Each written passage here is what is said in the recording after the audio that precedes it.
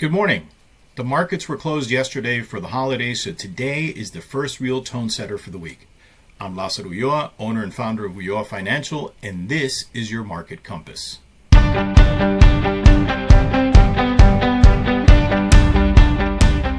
Let's get oriented with three things: what the market just went through, what it was listening for next, and what discipline looks like when conditions are choppy.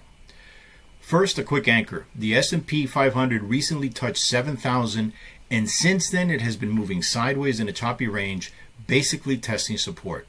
That kind of action usually tells investors are recalibrating expectations.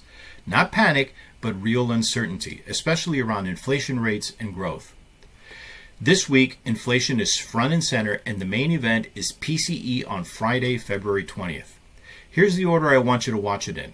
First, the 2-year yield, then the broader market reaction. I'm going to show you the process first. Inflation feeds into Fed expectations, and those expectations feed into yields, and then yields drive how stocks and leadership respond. Now here's the translation. If PCE comes in hotter than expected, you often see yields jump, rate cut expectations get pushed out, and growth can feel pressure. If PCE comes in cooler than expected, you often see yields ease, financial conditions loosen, and cyclicals and broader risk appetite can improve. So the key is not only the number, it's in the details, and then the reaction in yields, especially the 2-year. On the Fed side, the FOMC meeting minutes are released this Wednesday, February 18th.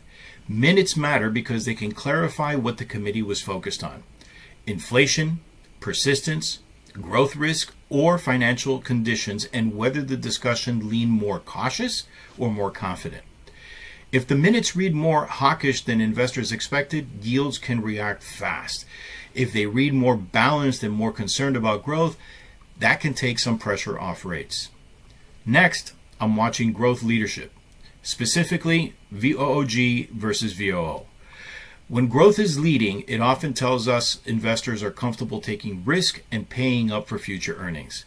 When growth lags, while the broader market holds up, it can signal a more defensive posture underneath the surface. So this week, I'm watching whether leadership is broadening or whether the market is leaning on a narrow set of names again. Later in the week, I'm watching key updates that are tied to consumer and housing, plus business activity like PMI data. And here is the big thing to remember. Friday, February 20th is the main event.